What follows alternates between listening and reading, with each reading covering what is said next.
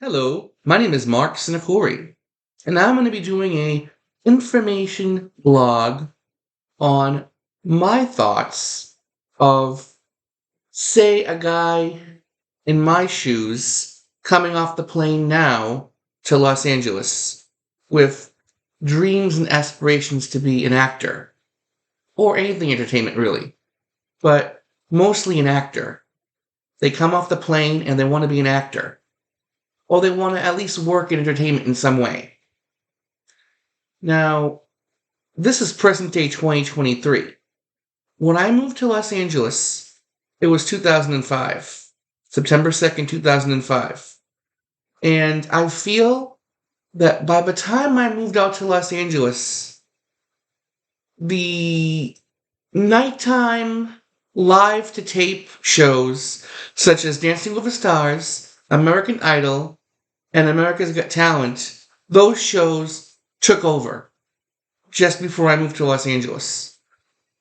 And it's now present day 2023, and those shows and other shows like them, such as The Masked Singer, The Voice, and other shows like that, they're still going, they're not getting canceled, and they should by now have been canceled. These shows took away a lot of work for actors. Actors do extra work. A lot of actors do extra work. People I knew and still know in Los Angeles that still live there, even if they were lucky to get a line in something, they did extra work even after they got that line. Whenever they can get the work, they did it. So I moved to Los Angeles on September 2nd, 2005. And I was fortunate to get a job at CBS in Hollywood as a studio page. And at CBS in Hollywood, they filmed The Price is Right. At that time, The Price is Right was filming at CBS still. So when I was a CBS page, that was 2 years after I had moved to Los Angeles. When I became, well, it was 2006, yeah, almost 2 years, like a year and a half later. I was told by fellow CBS pages, oh, I went to Central Casting. I'm like, what's that? Oh, it's where you go to get extra work. Extra work, I said. You know, the people who in the background in the movies, they sit down in tables, they do crosses. You may even get featured. You might even get a SAG voucher. You might even get bumped up to a line. So in 2007, around, I think it was maybe March or April, I went to Central Casting and I joined. And Central has their favorites. You can keep calling in, and the lines will be busy, but they'll be calling people personally to get on stuff. And Central Casting mostly casts the sitcoms in front of live studio audiences.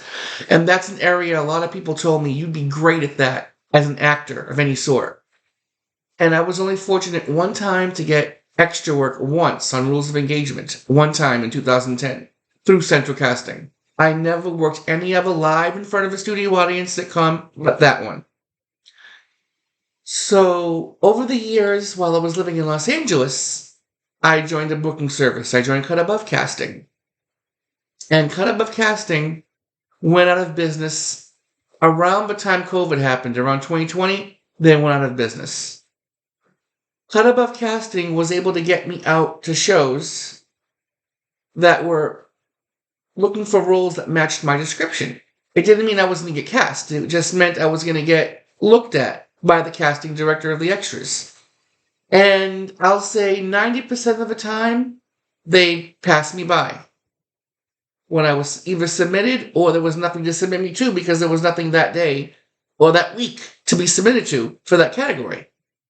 And I don't say that with a grudge. I realize that at that point when I moved to LA, there were a lot less shows going on.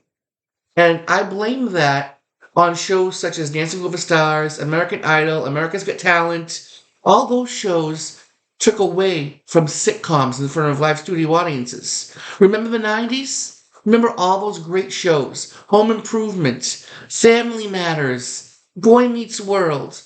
one by one by one. They were step by step. They were all still around. They weren't as many as there were in the 80s. They were still around. And Central Casting, of course, they had their favorites, but there were so many shows still going that they needed to cast more people to fill those spots. The sitcoms were dying by the time I got there. The nighttime dramas were pretty much gone. There was no more Melrose Place. There was no more 90210. Those shows were gone. And even when they rebooted them, they weren't as good. And they got canceled within a few seasons. The daytime soaps, I never was able to get on one of them. I'd submit my resume and my profile, my headshot. I'd take casting director workshops with Gwen Helier and Greg Salmon and Christy Dooley, and nobody called me in. Gwen even told me, "Oh, I know this headshot." And my so-called ex-girlfriend at the time even tried to get me on there. And, well, let's just say there was an action I did in that casting director workshop, which Gwen didn't like, and I most likely didn't get extra work because of it. It was because I brought my backpack with me. I mean, I always brought my backpack everywhere I went. That doesn't make any sense. I mean, that's how callous Hollywood is. And I don't understand why they do that. For mere extra work. Mere extra work. I mean, there I was doing my lines, and, "Oh, you were such a great read." And they got scared because I brought my backpack? Oh my God. I mean, okay, look at me. I look like a psycho, don't I? Yeah, so really, that didn't really make any sense. But there were hardly any soaps left by the time I moved to Los Angeles. And the two people that I know that got work on the soap operas and that got lines schmoozed to get them. They didn't get them by getting submitted through an agent. They got them by schmoozing, by being extras and schmoozing. And I did everything the legit way. I mean, I was needed on Glee because my stalkers knew who I was. Because I posted online. They used my name, they used lines I said online, and I couldn't even get called in for a line. I mean, that would have been nice. That would have been okay with even just a line. But I couldn't even get that. So, I didn't schmooze enough in Hollywood. And I don't think anyone should schmooze like that. You might get shunned by people. I didn't want to do that. So, okay. So the soap operas, there were a lot less going on by the time I got to LA in 2005. For nighttime dramas, there were no more left. For sitcoms, there were maybe a small handful. Small handful. Maybe about 5 or 6, 7, 8 of them throughout each season filming. When back in the 80s, there were 15 to 25 of them going on. As Webster, Give Me a Break. Think of 1985. Back in 1985, there was so much work for actors. There was so much work for studio pages. And I got a job at Audiences Unlimited back in 2014. By that time, there were only a small handful of shows still going that were sitcoms. So back in, say, 1985, there was Give Me a Break, Different Strokes, The Facts of Life, Webster, 227, Punky Brewster, I think, if they did a live audience. I'm pretty sure they might have. Mr. Belvedere. The list goes on and on and on and on and on. So Audience Unlimited, the people who worked those shows got a lot of audience processing work and a lot of coordinating work through that because there were so many shows going on back then. And then on days they were off, maybe if they were actors, they get maybe a day here and there, but they didn't really need it because they'd probably have a full schedule throughout the week working at the audiences. So, yeah, that's just my take on the 80s all the way up until the 2000s. 1980s, there were so many more shows going back then. There was a Screen Extras Guild. I heard there was a lot. It was a lot more better for extras back then. Excuse me. I mean, I know there was on Melrose Place, say for example, Jane's assistant from the season 2 finale. She didn't even have one line, but she did have credit in the end credits as featured or something. You'd get named credit, and you were considered an actor. Like when I was on Glee, and I had that 2-second thing, that would have been in the 90s or 80s, featuring Mark Sinakuri as the creepy teacher or Mr. Sinakuri or whatever. I mean, when I was there, I couldn't even get a credit to my name. So that's another thing that's different from the time period. And then, okay, I became a page for Audiences Unlimited. I worked a few shows here and there. When I was there, we had Mike and Molly, Mom, The Big Bang Theory, and Two Broke Girls as the main CBS shows that were still going strong at the time. And then one by one by one, they started all getting canceled before I moved home. And then we got the reboots. We got Fuller House. We got Girl Meets World. We got The Conners. We got Raven's Home. We got One Day at a Time, the revival of that one. And I was fortunate to work a few days here and there, every once a week here and there, maybe one day a week. Sometimes if I was lucky, two. But sometimes I get no days of work because there was hardly any sitcoms going. And I blame that on these America's Got Talent, Dancing with the Stars, American Idol type shows. There's so many of those still going, and they want to make more of them. AGT this, AGT that, Dancing with the Stars this, American Idol that, The Voice this. They want to spawn them. Actors cannot do anything because of those shows. What do you get? Audience work? You get to sit in the audience and get paid a few dollars? That's not acting. If you were doing extra work, at least that's a step closer to acting.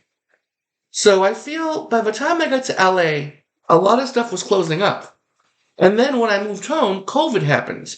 And my audience company, Audience Unlimited, which had been around since the 1980s, like 1982, closed down. They told me before I moved home, Mark, if you ever come back, you have a job here. So the other companies, the other two companies that are still around that do mostly the live to tape shows like America's Got Talent, The Voice, this, that, they're still going strong. And they're getting whatever audience shows for sitcoms they have now. There are very few that are going, and there are very few every season now. Because all the long-time ones are gone. And now they're making newer ones, but the ratings are not there, like Night Court. Night Court reboot came back. The ratings are so bad, they renewed it even before the ratings went really downhill. And still, with 1 million viewers, they're going to renew it for probably season 3. That's how bad it is. And they're so desperate, these shows now, to keep going. So, now take things to 2023. Okay, one more thing I had to mention is Jeff Olan casting. Jeff Olan casting casts Grey's Anatomy. And I was fortunate to get on that. I was fortunate to be a regular hospital staffer, and I got to meet so many amazing other actors who had worked there since the beginning. About a year before I moved home, Central Casting took over casting of that. And they're selective. So anyone that was non-union and anyone that was not a stand-in for the actors, they lost work. They most likely never went back to the show again, or they rarely got called back again, because it wasn't through Jeff Olan casting anymore. And I feel really bad for that. Jeff Olan casting was one of the good parts of living in Los Angeles. I'm sure so many other actors like myself during the time I was there got to work through Jeff Olan casting, whether it was Grey's Anatomy or one of the other shows they had. So Grey's Anatomy is still going strong into season 20 now, and Central Casting is still casting it. And say a guy like myself comes off the plane right now. Say he comes off the plane. And another thing, I was a CBS page. There is no more CBS in Hollywood. It was sold a few years back, 5 years ago, and this spring they vacated. So now there will be no more CBS pages in Hollywood. The Price is Right is moving to Glendale at a new studio there. So at Haven Studio. So the pages, I was told, are not going to be able to go there because it's not CBS in Hollywood and it's not CBS Radford. If it was either of those, that they would have CBS pages. By the time I left being a CBS page, around season 39 and 40, they did away with the pages inside the studio. So little by little, the pages were phased out for the audience company that took over the America's Got Talent and the Dancing with the Stars. They got to take over The Price is Right. So they're the ones who are now responsible for the show, not the CBS pages. And I feel that's what's going to happen now as The Price is Right is going to a new studio. And if there are any CBS pages nowadays, they're going to be at Radford in Studio City. There are very few shows filming there. If any sitcoms, they'll be paging on that or those. Very few sitcoms filmed there right now. And if there are any live to tape, like Dancing with the Stars type of shows, that's it. That's all the Pages will do now. There'll be no more Fun, no more Price is Right, none of that stuff. Excuse me. So, a guy like myself, coming off the plane now in 2023, that wants to be an actor, that wants to, say, maybe try to become a page at CBS or one of these studios, CBS in Radford or whatever, there's a lot less opportunity because there are a lot less shows going on now. Those Dancing with the Stars and American Idol type shows took away from sitcoms. They took away from nighttime drama shows like Melrose Place, now 2-0. They took away from game shows. There were a lot of game shows going on. There were so many soap operas going on back in the days, daytime soap operas. Now there's nothing left. There's hardly anything. There are just a few number of sitcoms left. Most of the shows are nighttime procedurals, whether they be doctor shows or lawyer shows. And Central Casting mostly casts those. So a guy like myself coming off the plane, okay, they want to be an actor. They're non-union. They can do non-union free films for reels. Are they going to get an agent? Are they going to get a legit agent? Are they going to get an agent that sends them out? Are they going to get a good agent that sends them out? And if they don't, they're screwed. They'll be screwed. They'll just be doing non-union work. They'll be taking all these classes, and there'll be nothing else happening. Maybe if they're lucky, a very rare type of extra work here and there. But Central Casting has their favorites. And Central Casting is the main source of casting now. A lot of these shows go through Central Casting. And it's sad because Central Casting has their favorites, and they keep bringing those favorites back over and over and over again. So it takes away from other actors who want to at least have that experience. So that's basically about it. And then there's no more Audiences Unlimited. That closed. NBC, if you want to be an NBC page, NBC closed in Burbank a few years before I moved home. Maybe several years before I moved home. There are no more NBC pages there. The Paramount Page program, I think, is still going. There's One Iota, which I think is a good page program. And there's also on-camera audiences, which does Dancing with the Stars, American Idol, and all, the bulk of the shows. And I feel anyone coming off the plane, if they want to work on those type of shows, that's the way to go. That kind of company. There's not much acting work. There's not much extra work. There's not much of anything out there anymore. And then people are going to say, oh, there's so much work. You're lying. I'll compare it to 1985 and just see how many shows have closed. Or not only gotten canceled, but that genre has shrunken so much. Someone coming off the plane now, if I was moving there now, in 2023, I wouldn't be a CBS page. I wouldn't be a page at Audiences Unlimited. I wouldn't have gotten all those opportunities on Grey's Anatomy or all these shows, because Central Casting casts most of them. The only thing I did get to work through Central Casting that I was featured in was Desperate Housewives. And that was an amazing memory. But there were other shows I worked through Central, but not many. Mostly, I think they were the CSIs, I think, Criminal Minds. There weren't many of them. The majority of my extra work came from other extra casting companies, like Jeff Olan, Sandy Alisi, and I feel those companies, they're a lot more fair, and they're better for the actors. They've given the actors a lot more opportunity when I was there, and they still strive to do that. So, now, anyone moving to LA, since COVID happened, a lot of audiences have closed up. A lot of them have closed up, and I don't know what's going on there now with audiences. I don't know if they're going to bring them back fully, or I feel they're going to be a lot less audience than before. A lot less. So it's going to be a lot different now. And I feel someone coming off the plane now is not going to have all the experiences I had.